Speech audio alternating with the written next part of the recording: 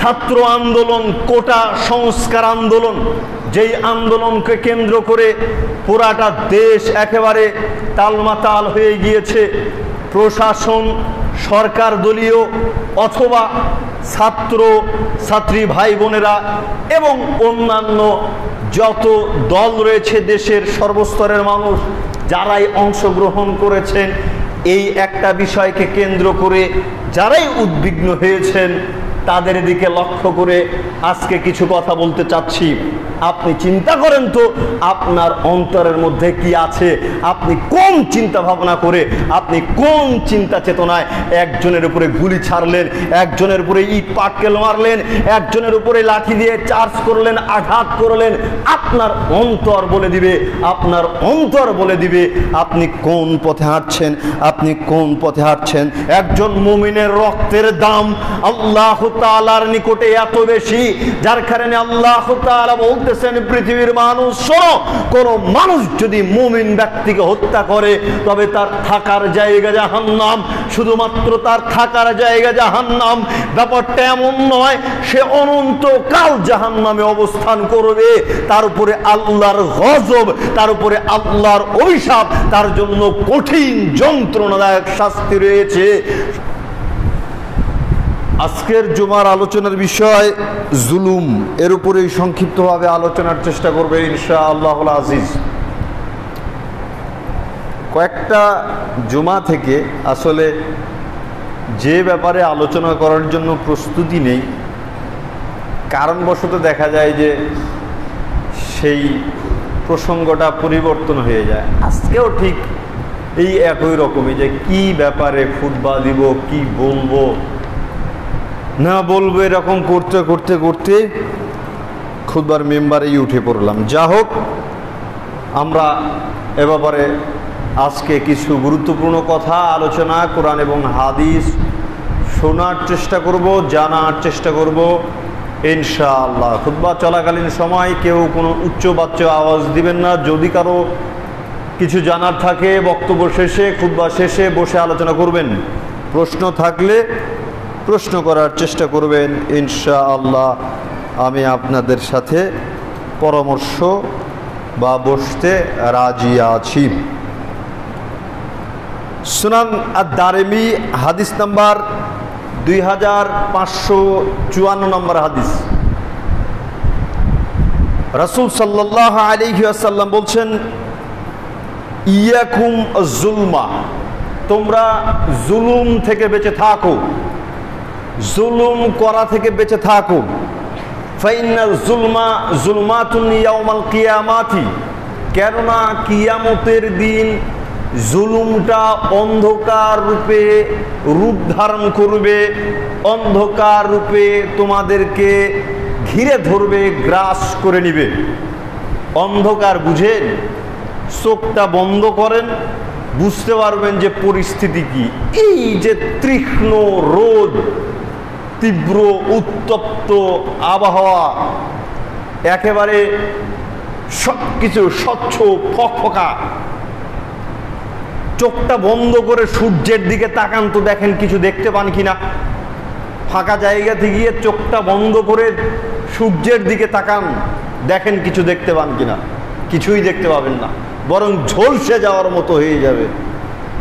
আল্লাহর নবী বললেন, তোমরা জুলুম থেকে বেঁচে থাকো, কেননা কিয়ামতের দিন এই জুলুম তোমাদেরকে অন্ধকার রূপে গ্রাস করে নিবে, অন্ধকার রূপে রূপ ধারণ করবে। তোমরা সেই দিন এই জুলুম থেকে রেহাই পাবে না, এর শাস্তি তোমাদেরকে ভোগ করতেই হবে, এর ফলাফল তোমাদেরকে ভোগ করতেই হবে। বর্তমান পরিস্থিতিতে আমাদের সুজলা সুফলা দেশটা একেবারে থমথমে পরিবেশ। কি একটা সময়ে চলে আসলাম। আজকে যখন খুতবাতে আসব, বাড়ি থেকে প্রায় সকলেই নিষেধ করে যে না, আজকে আর এত দূরে খুতবাতে যাওয়ার প্রয়োজন নেই। কেন এই পরিবেশ হবে? আরে আমি মসজিদের ইমাম, ঝড় হোক বাদল হোক সবাই আমাকে ইঙ্গিত করবে, ইমাম সাহেব আমি যেতে পারি আর না পারি আপনাকে কিন্তু মেম্বারে দাঁড়াতেই হবে।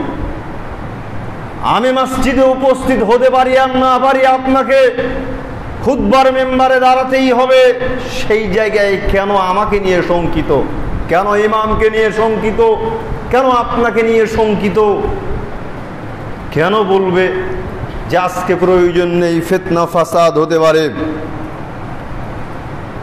কবির ভাষায় বলতে গেলে আমাদের দেশটারে কত ভালোবাসি, সবুজ ঘাসের বুকে শেফালির হাসি। লম্বা চওড়া একটা সুন্দর কবিতা।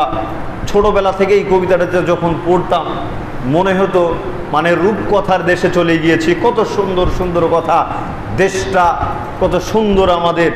এবং সেই কবিতার চতুর্দিক দিয়ে যে চিত্র আকর্ষক চিত্র অঙ্কন করা ছিল, দেখতাম বইগুলো খুলে, আলহামদুলিল্লাহ আমাদের দেশটা এত সুন্দর। কিন্তু দেশের মাঝে কি বিরাজ করছে? সূরা নিসা 93 নম্বর আয়াত আল্লাহ তাআলা বলতেছেন, ওয়া মান ইয়াকতুল মুমিনান মুতাআম্মিদান ফাজাযাউহু জাহান্নাম। যদি কোনো মানুষ কোন মুমিন ব্যক্তিকে হত্যা করে, যদি কোনো মানুষ কোন মুমিন ব্যক্তিকে হত্যা করে, তবে তার থাকার জায়গা জাহান্নাম। কাকে হত্যা করলে? বলেন তো দেখি, কাকে হত্যা করার কথা বলেছি? মুমিন ব্যক্তি, যে কোনো ব্যক্তি না কিন্তু। আল্লাহ তাআলা বলতেছেন, ওয়া মান ইয়াকতুল মুমিনান মুতাআম্মিদান ফাজাযাউহু জাহান্নাম। যে ব্যক্তি মুমিন ব্যক্তিকে হত্যা করবে, ওই ব্যক্তির থাকার জায়গা জাহান্নাম, খালিদান ফিহা। এক কথায় শেষ হয়ে যেত, জাহান্নামের চাইতে আর কোনো বড় শাস্তি আছে নাকি? আর কোনো বড় শাস্তি নাই। জাহান্নাম যাকে দেয়া হয়েছে তার আর কি শাস্তির প্রয়োজন আছে? সে সবচেয়ে ভয়ঙ্কর শাস্তিতে ভূষিত হয়ে গিয়েছে। কিন্তু আল্লাহ তাআলা মুমিনের রক্তের দাম দিয়েছেন কতটুকু? একজন মুমিনের রক্ত, একজন মুমিনের জীবনের মূল্য কত বেশি আপনি লক্ষ্য করুন। যেখানে আল্লাহ তাআলা বলতেছেন, ওয়া মান ইয়াকতুল মুমিনান মুতাআম্মিদান ফাজাযাউহু জাহান্নাম। যে ব্যক্তি কোনো মুমিন ব্যক্তিকে অন্যায়ভাবে হত্যা করবে, তার থাকার জায়গা জাহান্নাম, খালিদান ফিহা। সেখানে সে ব্যক্তি চিরদিন, চিরকাল, অনন্তকাল অবস্থান করবে। তাহলে প্রথমে বললেন মুমিন ব্যক্তিকে হত্যাকারী জাহান্নামে প্রবেশ করবে, এরপরে বলতেছেন সেখানে চিরকাল অবস্থান করবে। ওয়াগদিবাল্লাহু আনহু, তার উপরে আল্লাহর গজব, তার উপরে আল্লাহর গজব। ওয়া লাআনাহু, তার উপরে আল্লাহর অভিশাপ, তার উপরে আল্লাহর অভিশাপ। ওয়া আদ্দালাহু আযাবান আযীমা, এবং তার জন্য প্রস্তুত করে রাখা হয়েছে কঠিন শাস্তি, মহাশাস্তি, কঠিন শাস্তি, মহাশাস্তি। একজন মুমিনের রক্তের দাম আল্লাহ তাআলার নিকটে এত বেশি, যার কারণে আল্লাহ তাআলা বলতেছেন, পৃথিবীর মানুষ শোনো, কোন মানুষ যদি মুমিন ব্যক্তিকে হত্যা করে, তবে তার থাকার জায়গা জাহান্নাম। শুধুমাত্র তার থাকার জায়গা জাহান্নাম, ব্যাপারটা এমন নয় সে অনন্তকাল জাহান্নামে অবস্থান করবে। তার উপরে আল্লাহর গজব, তার উপরে আল্লাহর অভিশাপ, তার জন্য কঠিন যন্ত্রণাদায়ক শাস্তি রয়েছে। সুতরাং আপনাকে চিন্তা করতে হবে, আপনি আপনার ভাইয়ের প্রতি আঘাত করতেছেন, কি কারণে আঘাত করতেছেন? আপনি যদি আপনার নিরপরাধ ভাইয়ের প্রতি আঘাত করে থাকেন, জবাব কিন্তু আপনাকে দিতেই হবে, জবাব কিন্তু আপনাকে দিতেই হবে। আমাদের সুজলা সুফলা দেশটারে আমরা কত ভালোবাসি, প্রায় সকলেই মুসলমান, 90%, 95% মুসলমান। আমরা প্রত্যেকেই মুসলমান। একজন মুসলমান হয়ে কি করে আমরা আরেকজন মুসলমান শরীরে আঘাত করতে পারি? যেখানে আল্লাহর নবী বলতেছেন, আল মুসলিমু আখুল মুসলিম। একজন মুসলমান আরেকজন মুসলমানের ভাই স্বরূপ। আল মুসলিমু মিরআতুল মুমিন। একজন মুসলমান আরেকজন মুসলমানের জন্য আয়না স্বরূপ। আয়না মানে একজন মুসলমান যখন আরেকজন মুসলমানের বিপদ দেখতে পারবে, সঙ্গে সঙ্গে ঢাল হয়ে দাঁড়াবে। একজন মুসলমান যখন আরেকজন মুসলমানের কোনো পাপাচারিতা দেখতে পারবে, একজন মুসলমান যখন আরেকজন মুসলমানকে অন্যায় অবিচার জুলুম নির্যাতনের মধ্যে দেখতে পারবে, তখন তাকে পরামর্শ ক্রমে সৎ আদেশ দিয়ে অসৎ কাজ থেকে নিষেধ করে সেই অন্যায় থেকে হেফাজত করতে হবে, অন্যায় থেকে দূরে রাখতে হবে। কিন্তু আমাদের পরিস্থিতি কি, আমাদের নীতি কি, আমরা কোন দিকে যাচ্ছি, আমরা কোন দিকে অগ্রসর হচ্ছি? আজকে বলছিলাম দেশের পরিস্থিতি থমথমে চলমান। ছাত্র আন্দোলন, কোটা সংস্কার আন্দোলন, যেই আন্দোলনকে কেন্দ্র করে পুরাটা দেশ একেবারে তালমাতাল হয়ে গিয়েছে। প্রশাসন, সরকার দলীয় অথবা ছাত্র ছাত্রী ভাই বোনেরা এবং অন্যান্য যত দল রয়েছে দেশের সর্বস্তরের মানুষ, যারাই অংশগ্রহণ করেছেন এই একটা বিষয়কে কেন্দ্র করে, যারাই উদ্বিগ্ন হয়েছেন, তাদের দিকে লক্ষ্য করে আজকে কিছু কথা বলতে চাচ্ছি। তাদের দিকে লক্ষ্য করে কথা বলতে চাচ্ছি। আঘাত কাকে করতেছেন? আপনি কোন পথে দাঁড়িয়েছেন, কোন রাস্তা দখল করছেন? এটা আপনারই জায়গা, এটা আপনারই ভাই, আপনারই রক্ত। আপনি কোন জায়গাতে গিয়ে নিজের বাড়িতে নিজে কেউ কি খুঁড়ে, নিজের বাড়িতে নিজে কেউ কি গর্ত করে, নিজের ভাইকে কেউ কি নিজে আঘাত করে? আপনি যদি হিসাব করতে যান দেখবেন আপনার নিজেরই পায়ের তলাতে মাটি নেই। কোন দিকে যাচ্ছেন, কোন দিকে যাচ্ছেন? এটা আন্দোলনে কি করে নিরীহ ছাত্র ছাত্রী অথবা অন্য কেউ যারাই ক্ষতিগ্রস্ত হচ্ছে বা ক্ষতিগ্রস্ত কিভাবে হতে পারে, কোন দিকে আমরা অগ্রসর হচ্ছি? ভবিষ্যৎবাণী রাসূল সাল্লাল্লাহু আলাইহি ওয়াসাল্লাম দিয়ে গেছেন। সহিহ মুসলিম হাদিসটি পাবেন মিশকাতের মধ্যে 3524 নম্বর হাদিস। আল্লাহর নবী বলতেছেন, সিনফানি মিন আহলিন নারি লাম আরাহুমা কওমুন মাহুম, আমার উম্মতের দুই শ্রেণীর মানুষ রয়েছে যাদেরকে আমি দেখিনি। আল্লাহর নবী বললেন, আমার উম্মতের দুই শ্রেণীর মানুষ রয়েছে যারা জাহান্নামী, যাদেরকে আমি দেখিনি। তাদের মধ্যে এক শ্রেণীর মানুষ হচ্ছে সিয়াতুন কাজনাবিল বাকারি ইয়াদরিবুনা বিহান নাস, যাদের হাতে থাকবে গরুর লেজের মতো চাবুক, যাদের হাতে থাকবে লাঠি, তারা লাঠি দিয়ে আঘাত করবে, তারা লাঠি দিয়ে ভাঙচুর করবে, তারা লাঠি দিয়ে তাদের ভাইয়ের মাথায় আঘাত করবে। আজকে পরিস্থিতি কি? আপনি কাকে বাদ দিবেন? কাউকে বাদ দেওয়ার মতো পরিবেশ নেই।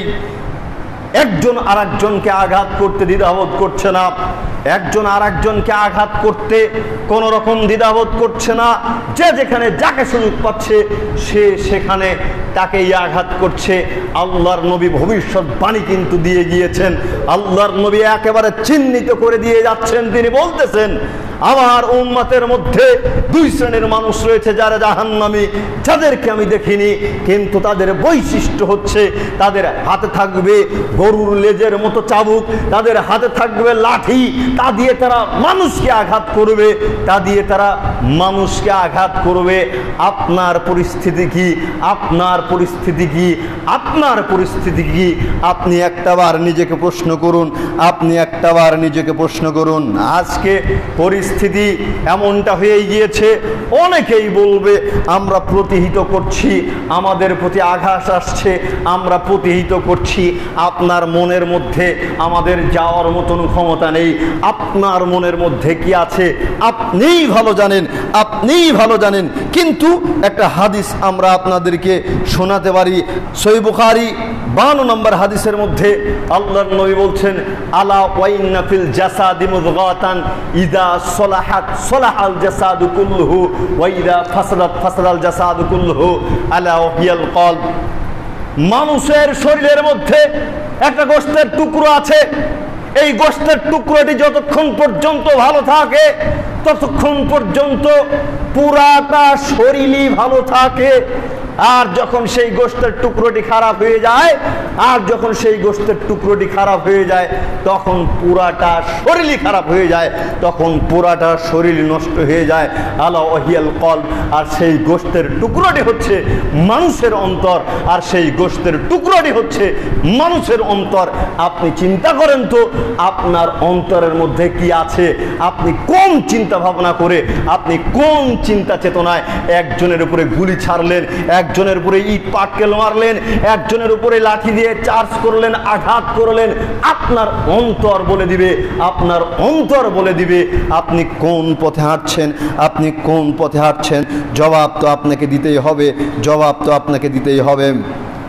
আজকে শক্তি আছে, ক্ষমতা আছে, পাওয়ার আছে, বা পিছন থেকে একজন আপনাকে উৎসাহ দিচ্ছে, এগিয়ে দিচ্ছে, আজকে তার ক্ষমতায়, তার বলে বা তার কথায় আপনি সামনের দিকে অগ্রসর হচ্ছেন, একজন আরেকজনকে আঘাত করতে পর্যন্ত দ্বিধাবোধ করছেন না। কিন্তু এই ক্ষমতা, এই উৎস কয়দিন আছে?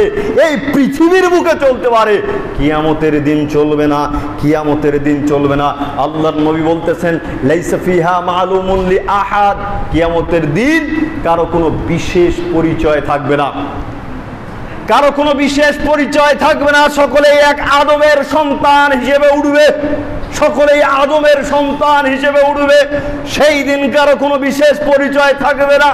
কে সাদা চামড়ার মানুষ আর কে কালো চামড়ার মানুষ, কে জজ, কে ব্যারিস্টার, কে এমপি, কে মন্ত্রী, সেই দিন কারো কোনো বিশেষ পরিচয় থাকবে না। সকলেই আদমের সন্তান হিসেবে উপস্থিত হবে। সেই দিন জবাব কি দিবেন? সেই দিন জবাব কি দিবেন? সেই দিনের একটা পরিস্থিতি আপনাকে বলছি, লক্ষ্য করেন, লম্বা চওড়া হাদিস।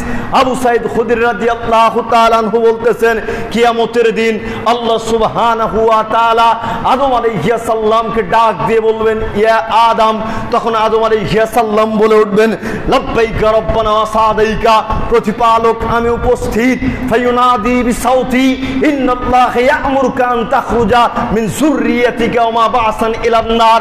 তখন আদম আলাইহিস সালামকে বলা হবে, হে আদম আলাইহিস সালাম, আপনি আপনার সন্তানদের মধ্যে থেকে যারা জাহান্নামী তাদেরকে বের করে দিন, তাদেরকে বের করে দিন। তখন আদম আলাইহিস সালাম বলে উঠবেন, প্রতিপালক আপনি বলে দিন কতজন জাহান্নামী, কতজন জাহান্নামী। তখন বলা হবে তিসআমিয়াতিন ওয়া তিসআতান ওয়া তিসঈনা, প্রতি 1999 জন জাহান্নামী, প্রতি 1999 জন জাহান্নামী। ফাহিনা ইদিন তাদিউল হামিলু হামলাহা ওয়া ইয়াশিবুল ওয়ালিদ ওয়া তারান নাস সুকারা ওয়া মা হুম বিসুকারা ওয়ালাকিন আযাবাল্লাহি শাদীদ। যখন বলা হবে প্রতি 1999 জন জাহান্নামী, তখন সঙ্গে সঙ্গে প্রত্যেক স্তন্যদাত্রী মা নিজের দুগ্ধে পোষা সন্তানের কথা বলে যাবে, গর্ভবতী নারীর গর্ভপাত ঘটে যাবে, যারা বাচ্চা থাকবে এই বাচ্চারা সঙ্গে সঙ্গে বৃদ্ধ হয়ে যাবে। মানুষদেরকে মনে হবে তারা নেশাগ্রস্ত, কিন্তু না না না, তারা নেশাগ্রস্ত নয়। পরিস্থিতি এত কঠিন হবে, এত ভয়াবহ হবে, তারা শাস্তির ভয়ে তাদেরকে মনে হবে তারা নেশাগ্রস্ত, অথচ তারা নেশাগ্রস্ত নয়। সেই দিন পরিস্থিতি কি হবে? সেই দিন পরিস্থিতি কি হবে? নিজেকে কোনো মানুষের গোলাম হিসেবে চিহ্নিত করিয়েন না, নিজেকে কোনো মানুষের গোলাম হিসেবে নিজেকে মনে করিয়েন না। গোলাম মনে করেন একমাত্র আল্লাহর, গোলাম মনে করেন একমাত্র আল্লাহর। তবেই পরকালীন জীবনে আমি আপনি সফলতা অর্জন করতে পারি, আমি আপনি সফলতা অর্জন করতে পারি। সূরা আবাসা 33 থেকে 42 নম্বর আয়াতের দিকে লক্ষ্য করলে দেখতে পারবেন কি কঠিন কথা, কি ভয়ঙ্কর কথা, যেখানে আল্লাহ তাআলা বলতেছেন ফাইদা জাআতিস সাখা, যখন প্রকম্পন, ভয়ঙ্কর একটা বিকট শব্দ, আওয়াজ ধ্বনি উচ্চারিত হবে, আওয়াজ ধ্বনি উচ্চারিত হবে। ইয়াউমা ইয়াফিরুল মারউ মিন আখি, তখন মানুষ তার ভাইয়ের নিকট থেকে পলায়ন করবে। আজকে যার কথায় একজন আরেকজনের উপরে আঘাত করতেছেন, এখন যদি সেই বিকট প্রকম্পিত আওয়াজ যদি উচ্চারিত হয়, তবে আপনার সেই নেতার কথা, বড় ভাইয়ের কথা তো বহু দূরের কথা, আপনার যে ভাই আছে, আপনার যে বোন আছে, আপনার যে পিতা আছে, আপনার যে মাতা আছে, এদের নিকটেও আপনি থাকবেন না। তাদের কথা শোনা তো বহু দূরের কথা, তাদের থেকে আপনি বহু দূরে অবস্থান করবেন, বহু দূরে অবস্থান করবেন। ইয়াউমা ইয়াফিরুল মারউ মিন আখি, যখন বিকট আওয়াজ উচ্চারিত হবে, তখন মানুষ তার ভাইয়ের নিকট থেকে পলায়ন করবে। ওয়া উম্মিহি ওয়া আবি, পিতামাতার নিকট থেকে পলায়ন করবে, ওয়া সাহিবাতিহি ওয়া বানি, স্ত্রীর নিকট থেকে পলায়ন করবে, লিকুল্লি ইমরিইম মিনহুম ইয়াওমা ইযিন শাআনু ইগনি, সেই দিন প্রত্যেকের পরিস্থিতি এমন হবে যে নিজেকে নিয়েই ব্যতিব্যস্ত থাকবে। কে ডোবায় পড়েছে, কে আগুনে ঝাঁপ দিয়ে মারা যাচ্ছে, কে রেল লাইনে মাথা কাটা পড়ছে, সেই দিন কেউ কাকে দেখবে না, নিজেকে নিয়েই ব্যতিব্যস্ত থাকবে, নিজেকে নিয়েই ব্যতিব্যস্ত থাকবে। সেই দিন কেউ চিন্তা করবে না যে অমুককে একটু যদি টান দেই তবে গর্ত থেকে উঠে পড়বে, অমুক ফিতনা ফাসাদের মধ্যে আছে, তাকে যদি একটু হাতটা বাড়িয়ে দেই তবে সে উদ্ধার হয়ে যাবে। পরিস্থিতি এমন হবে সেই দিন কেউ কারো সহযোগিতা করতে চাইবে না, সকলেই নিজেকে নিয়ে ব্যতিব্যস্ত হয়ে উঠবে।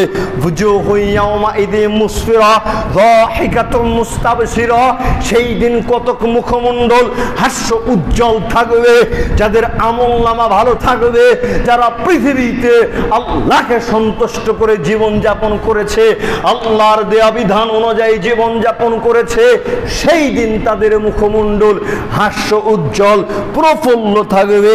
ওয়াবুজুহুন ইয়াওমাইযিন আলাইহা গবারা তারহাকুহা কতরা উলাইকা হুমুল কাফারাতুল ফাজারা, আর যারা আল্লাহর দেয়া বিধান অনুযায়ী জীবন যাপন করেনি, তাগুতকে অনুসরণ করে জীবন যাপন করেছে, ফেরাউনকে অনুসরণ করে জীবন যাপন করেছে, অমুসলিমকে অনুসরণ করে জীবন যাপন করেছে, নিজের মন মতন করে যারা জীবন যাপন করেছে, সেই দিন তাদের মুখমণ্ডল একেবারে কালিমা যুক্ত হবে, ধোলাবালি যুক্ত হবে, অপমানে জর্জরিত হবে। তারাই হচ্ছে পাপাচারী, তারাই হচ্ছে কাফের, তারাই হচ্ছে পাপাচারী, তারাই হচ্ছে কাফের। একবার আপনি চিন্তা করুন আপনার পরিস্থিতি কি, আপনার পরিস্থিতি কি। চলমান বিষয়ে কথা বলছি, অনেকেরই মনের মধ্যে চিন্তা হতে পারে মোহাম্মদ আলী ভাই সাহেব তো এই ব্যাপারে বা এরকম ভাবে বক্তব্য দেয় না, কথা বলে না, আজকে কেন বলছে? আপনাকে আমি কি করে বুঝাই যে আপনি কোন জায়গাটাতে বা আপনার ছেলে, আপনার মেয়ে বা আপনি কোন জায়গাটাতে লেগেছেন, কোন জায়গাটাতে হস্তক্ষেপ করছেন, আর কি কর্মে জড়িত হচ্ছেন আপনি বুঝতে পারতেছেন না, আপনি বুঝতে পারতেছেন না। সূরা মায়েদা লক্ষ্য করেন 32 নম্বর আয়াতের দিকে লক্ষ্য করলে দেখতে পারবেন আল্লাহ তাআলা বলতেছেন, মান কাতালা নাফসান বিগাইরি নাফসিন আও ফাসাদিন ফিল আরদি ফাকান্নামা কাতালান নাসা জামিআ ওয়া মান আহইয়াহা ফাকান্নামা আহইয়ান নাসা জামিআ। কেউ যদি কাউকে অন্যায়ভাবে হত্যা করে, কেউ যদি কাউকে জমিনে ফাসাদ সৃষ্টি করার উদ্দেশ্যে হত্যা করে, সে যেন গোটা মানব জাতিকে হত্যা করে ফেললো, সে যেন গোটা মানব জাতিকে হত্যা করে ফেললো। জোরে সরে বলুন নাউজুবিল্লাহ। আপনি একজনকে আঘাত করে হত্যা করলেন, আপনি একজনকে মেরে ফেললেন, যদি অন্যায়ভাবে কাউকে হত্যা করে থাকেন তবে আপনি গোটা পৃথিবীর যত মানুষ রয়েছে সমস্ত মানুষকেই হত্যা করে ফেললেন। আপনি বলবেন মোহাম্মদ আলী ভাই সাহেব আমি অমুককে হত্যা করেছি, অমুক অন্যায় কাজের সাথে জড়িত ছিল এই কারণে হত্যা করে ফেলেছি। তো আমার প্রশ্ন হচ্ছে, সরকার কি আপনাকে হত্যা করার অনুমতি দিয়েছে? সরকার কি বলেছে তুমি নিজের হাতে আইন তুলে নাও? এই কথা বলে নাই, বলে নাই। তা আপনি হত্যা করতে গেলেন কেন? আপনি হত্যা করতে গেলেন কেন? জবাব তো আপনাকে দিতেই হবে। যেখানে আল্লাহ তাআলা বলতেছেন যদি কোনো মানুষ কাউকে অন্যায়ভাবে হত্যা করে তবে সে যেন গোটা পৃথিবীর মানুষকেই হত্যা করে ফেললো, সে যেন গোটা পৃথিবীর মানুষকেই হত্যা করে ফেললো। আপনাকে কি করে বোঝাই, আপনাকে কি করে বুঝাই? আপনি হাদিসটা খুলে দেখলে দেখতে পারবেন সুনান তিরমিজি 1398 নম্বর হাদিস, মিশকাতুল মাসাবিতে পাবেন 3464 নম্বর হাদিস। আবু হুরায়রা রাদিয়াল্লাহু তাআলা আনহু বলতেছেন রাসূল সাল্লাল্লাহু আলাইহি ওয়াসাল্লাম বলেছেন, বুঝেন কিন্তু হাদিসটা খুবই গুরুত্বপূর্ণ। কত গুরুত্বপূর্ণ আপনাকে কি করে বুঝাই, আপনাকে কি করে বুঝাই? আল্লাহর নবী বলতেছেন যদি আকাশমণ্ডলীর সকলেই এবং জমিনের সকল অধিবাসী যদি আকাশের সকল অধিবাসীগণ এবং জমিনের সকল অধিবাসীগণ কোন মুমিন ব্যক্তিকে হত্যা করে, জমিনের অধিবাসী কারা? মানুষ। আর আসমানের অধিবাসী কারা? ফেরেশতারা। আসমানের অধিবাসী এবং জমিনের অধিবাসী। তো ফেরেশতারা কি পাপ কাজে নিয়োজিত আছে? নাই। মানুষেরা পাপ কাজে নিয়োজিত আছে। এখানে আল্লাহর নবী কিন্তু এই ফেরেশতাদেরকে লক্ষ্য করেও বলতেছেন, যদি আসমানের সমস্ত ফেরেশতাগণ এবং পৃথিবীতে যত মানুষ আছে প্রত্যেকটা মানুষ মিলে মাত্র একজন মুমিন ব্যক্তিকে হত্যা করে, মাত্র একজন মুমিন ব্যক্তিকে হত্যা করে, তবে আল্লাহ সুবহানাহু ওয়া তাআলা গোটা পৃথিবীর যত মানুষ রয়েছে, গোটা পৃথিবীর যত ফেরেশতা রয়েছে সবাইকেই জাহান্নামে নিপতিত করবেন, বিন্দু মাত্র চিন্তা ভাবনা করবে না। চিন্তা করেছেন একজন ব্যক্তির প্রাণের দাম কতটুকু? একজন মুমিন ব্যক্তির প্রাণের দাম কতটুকু? জীবনের দাম কতটুকু? রক্তের দাম কতটুকু? আপনি কি চিন্তা করলেন? আপনি তো বুঝতে পারলেন না আপনি কত বড় ভালো মানুষ, তাতে দেখার কোনো বিষয় নেই। যদি কোনো মুমিন ব্যক্তিকে আঘাত করেন, আপনি একা কেন, আসমান এবং জমিনের যত মানুষ রয়েছে, যত ফেরেশতা রয়েছে সবাই যদি আঘাত করে, সবাই মিলে যদি একজন মুমিন ব্যক্তিকে হত্যা করে, তবে আল্লাহ সুবহানাহু ওয়া তাআলা সবাইকেই জাহান্নামে নিপতিত করবেন, সবাইকেই জাহান্নামে ঢুকিয়ে দিবেন। একজনেরও বাঁচার কোনো পরিস্থিতি থাকবে না, একজনেরও বাঁচার কোনো পরিস্থিতি থাকবে না। আর আপনি কোন রক্তের খেলায় নিজেকে নিয়োজিত করেছেন? আপনি ফিরে আসার চেষ্টা করুন, আপনি ফিরে আসার চেষ্টা করুন। আপনাকে কি করে বোঝাই? আপনাকে কি করে বোঝাই? আল্লাহর নবী বলতেছেন কিয়ামত ততদিন পর্যন্ত হবে না যতদিন পর্যন্ত হত্যাকারী জানবে না সে কি কারণে হত্যা করেছে, আর যাকে হত্যা করা হয়েছে সেও জানবে না তাকে কি কারণে হত্যা করা হয়েছে। কিয়ামতে হবে না ততদিন পর্যন্ত যতদিন পর্যন্ত হত্যা যে করেছে সে জানবে না কি কারণে হত্যা করলো, আর যাকে হত্যা করা হয়েছে সেও জানবে না তাকে কি কারণে হত্যা করা হয়েছে। কেমন পরিস্থিতি আজকে! এই আলামত, এই নিদর্শন দেখেন তো আমার আপনার মাঝে মিলে কিনা। একজনের সাথে দ্বন্দ্ব লেগেছে, 50,000, 1 লক্ষ, 2 লক্ষ টাকা দিয়ে দিলাম, বললাম অমুকের সাথে আমার দ্বন্দ্ব, সাইজ একটু করে দিও তো। দেখা গেল রাস্তায় চলতে গিয়ে পায়ের সাথে পা লাগিয়ে দিয়ে, ধাক্কা লাগিয়ে দিয়ে, সামান্য তুচ্ছ ব্যাপার নিয়ে তাকে মারপিট শুরু করে দিলাম, গণপিটনি শুরু করে দিলাম, গণপিটনি দিয়ে একেবারে আমরা তাকে হত্যা করে ফেললাম। হায় হায় হায়! যতটুকু মনে পড়ে 2019 সাল, 19 সালই তো মনে হয়, যেই সময় ওই যে বাচ্চা ধরা, ছেলে ধরা একটা গুজব এসেছিল না? 19 সাল, তাই না? 2019 সালে নির্মমভাবে দেখেছিলাম একজন মাকে গণপিটুনিতে হত্যা করা হয়েছিল। একজন উদ্ভট যুবক তার বুকের উপরে উঠে কিভাবে যে আঘাত করেছিল আমরা সোশ্যাল মিডিয়াতে দেখেছিলাম। কি করুণ পরিস্থিতি, কি করুণ পরিস্থিতি! আপনি গণপিটুনিতে অংশগ্রহণ করবেন, তাই না? আপনি গণপিটুনিতে অংশগ্রহণ করবেন, কোনো নিরপরাধ মানুষকে আপনি একা কেন? নিরপরাধ মানুষকে আপনি একা কেন? আসমান জমিনের যা কিছু রয়েছে সব কিছু মিলে যদি নিরপরাধ মানুষকে গণপিটুনিতে হত্যা করে, আল্লাহ সুবহানাহু ওয়া তাআলা সবাইকেই জাহান্নামে নিক্ষেপ করবেন। কারো বাঁচার কোনো পরিস্থিতি থাকবে না, কারো বাঁচার কোনো পরিস্থিতি থাকবে না। একটা খুবই গুরুত্বপূর্ণ হাদিস উল্লেখ করছি, লক্ষ্য করেন। খুবই গুরুত্বপূর্ণ হাদিস উল্লেখ করছি, লক্ষ্য করেন। কিয়ামতের দিন যেই ব্যক্তি হত্যাকারী পৃথিবীতে কাউকে হত্যা করেছে, যে ব্যক্তি পৃথিবীতে কাউকে হত্যা করেছে, কিয়ামতের দিন এই ব্যক্তি উঠবে, তার হাতে থাকবে যাকে হত্যা করা হয়েছে তার মাথা। বুঝেন নাই? যে ব্যক্তি হত্যাকারী, এই হত্যাকারী ব্যক্তি কিয়ামতের দিন উঠবে, উঠবে কিন্তু তার হাতে থাকবে যাকে হত্যা করা হয়েছিল তার মাথা। একেবারে সেই মাথা থেকে তাজা রক্ত ঝরঝর করে পড়তে থাকবে, তাজা রক্ত ঝরঝর করে পড়তে থাকবে। সেই মাথা জিজ্ঞেস করবে প্রতিপালক, এই ব্যক্তি আমাকে কেন হত্যা করেছিল? এই ব্যক্তি আমাকে কেন হত্যা করেছিল? আজকে যারা এই নৃশংসতায় জড়িয়ে পড়েছেন, মানুষকে আঘাত করতেছেন, জবাব তো আপনাকে দিতেই হবে। কিয়ামতের দিন আপনার পরিস্থিতি এরকম হবে, আপনি উঠেছেন কিন্তু আপনার হাতে দেখা যাচ্ছে যাকে হত্যা করেছেন তার মাথা আপনার হাতে দণ্ডায়মান রয়েছে। আল্লাহ সুবহানাহু ওয়া তাআলা আমাদের এই জুলুম নিপীড়ন থেকে বাঁচার তৌফিক ইনায়াত করুক, আল্লাহুম্মা আমিন। প্রতিপালক, আমাদের দেশটা শান্তিপ্রিয় দেশ, আল্লাহ তুমি আমাদের এই দেশে শান্তি ফিরিয়ে দাও, আমিন। এবং আমরা আজকে খুতবার মেম্বার থেকে বলতে চাচ্ছি, ছাত্রদের আন্দোলনকে অতি দ্রুত সরকারের পক্ষ থেকে মীমাংসার জন্য উদাত্ত আহ্বান জানাই।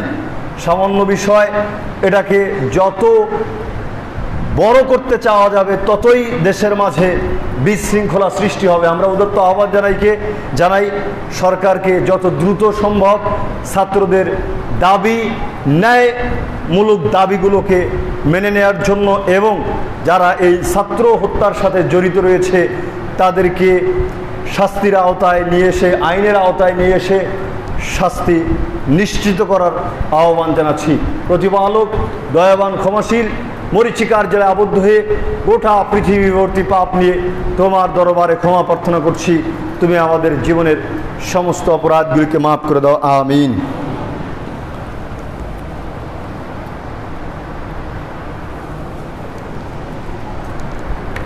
আলহামদুলিল্লাহ ওয়াহদা ওয়াসসালাতু ওয়াসসালামু আলা মান লা নাবিয়্যা বা'দা। মসজিদে আসলে কিছু কিছু বিষয় স্মরণ না থাকলে মনে করিয়ে দিতে হয়। গত জুমায় আলোচনার প্রয়োজন ছিল হচ্ছে আশুরায়ে মুহররম, তাই না? খুতবা শেষ করে যখন যাচ্ছি তখন মনে হচ্ছে আজকে আলোচনার প্রয়োজন ছিল কোনটা, আর আলোচনা করলাম কি।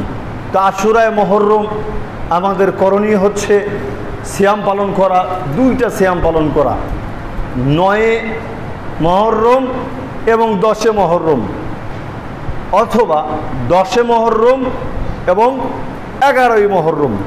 ফজিলত ইউকাফিরুস সানাতাল মাজিয়াতা ওয়াল বাকিয়াতা, পূর্বের 1 বছর এবং পরের 1 বছরের যাবতীয় পাপ আল্লাহ সুবহানাহু ওয়া তাআলা এই 2টা সিয়ামের বদৌলতে ক্ষমা করে দেন, সুবহানাল্লাহ। কত গুরুত্বপূর্ণ আমল। তবে এই দিনকে কেন্দ্র করে বা আশুরায়ে মুহররম শুধুমাত্র মুসা আলাইহিস সালামকে কেন্দ্র করে হিসাব করতে হবে। যে আমলটা করছেন এটা মুসা আলাইহিস সালামকে কেন্দ্র করে। আল্লাহর নবী মদিনায় গেলেন, যাওয়ার পরে দেখতে পেলেন লোকজন সিয়াম পালন করতেছে। তখন আল্লাহর নবী জিজ্ঞেস করলেন, তোমরা কি কারণে সিয়াম পালন করতেছো? তখন তারা বলতেছে যে এই দিনে আল্লাহ সুবহানাহু ওয়া তাআলা মুসা আলাইহিস সালামকে ফেরাউনের হাত থেকে নাজাত দিয়েছিলেন আর ফেরাউনকে ডুবিয়ে মেরেছিলেন, এই কারণে আমরা শুকরিয়া আদায় করে সিয়াম পালন করি। তখন আল্লাহর নবী বলতেছেন, ওহো, বুঝতে পেরেছি, কিন্তু আমরা তোমাদের চাইতেও বেশি হকদার মুসা আলাইহিস সালামের জন্য আল্লাহ তাআলার নিকটে শুকরিয়া আদায় করার, তাই আমরা এই দিনে সিয়াম পালন করব। কিন্তু দেখেন কত সচেতন সাহাবারা। সঙ্গে সঙ্গে আব্দুল্লাহ ইবনে আব্বাস রাদিয়াল্লাহু তাআলা আনহু বলতেছেন, আল্লাহর নবী রাত দিন ইহুদি খ্রিস্টানের বিরোধিতা করতে বলেন। এই যে ইহুদি খ্রিস্টানের তো অনুকরণ হয়ে গেল না, ইহুদি খ্রিস্টানেরা এই দিনে সিয়াম রাখে, আপনিও আমাদেরকে এই দিনে সিয়াম রাখতে বলতেছেন। তখন আল্লাহর নবী বলতেছেন, যদি আমরা আগামী বছর বেঁচে থাকি তবে 9 মুহররম আমরা সিয়াম পালন করব, 10 মুহররমও সিয়াম পালন করব, অথবা 10 মুহররম 11 মুহররম সিয়াম পালন করব। একদিন হবে মুসা আলাইহিস সালামের নাজাতের জন্য শুকরিয়া, আর আরেকদিন হবে ইহুদি খ্রিস্টানদের জন্য বিরোধিতা। জোরে সরে বলুন সুবহানাল্লাহ। এতটুকুই ঘটনা, এতটুকুর প্রতি হিসাব রেখে আমাদেরকে আমল করতে হবে। কারবালার প্রান্তরে হিসাব করে এই দিনে কোনো আমল করলে সেটা বেদাত হবে। তারপরে কি বলে, দাউদ আলাইহিস সালামের শরীরে পোকা হয়েছিল, নাউজুবিল্লাহ আস্তাগফিরুল্লাহ, এই দিনে নাজাত পেয়েছিল, এই চিন্তা করে ইবাদত করলে সেটা বেদাত হবে। ইউনুস আলাইহিস সালাম মাছের পেটে ছিল, মাছের পেট থেকে এই দিনে উদ্ধার করা হয়েছিল, এই চিন্তা করে ইবাদত করলে সেটা বেদাত হবে। হবে। এই দিনে কেউ যদি চিন্তা করে লাইয়ের পাতায় তরকারি বা সালুন রেখে খেলে বরকত পাওয়া যাবে, পেটের অসুখ ভালো হয়ে যাবে, এই চিন্তা করে ইবাদত করলেও সেটা অবশ্যই বেদাত হবে, সেটা অবশ্যই পাপ হবে। আবার কি প্রশ্ন বারে, চলমান কোটা আন্দোলনে আপনার ভূমিকা কি? আমার ভূমিকা কি হতে পারে?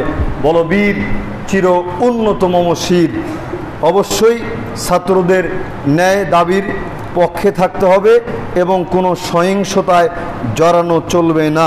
বর্তমান ছাত্র সমাজের আন্দোলনে আমাদের করণীয় কি? আপনাদের করণীয় কোনো প্রকার অপ্রীতিকর ঘটনার সাথে কখনোই কোনোভাবে জড়াবেন না।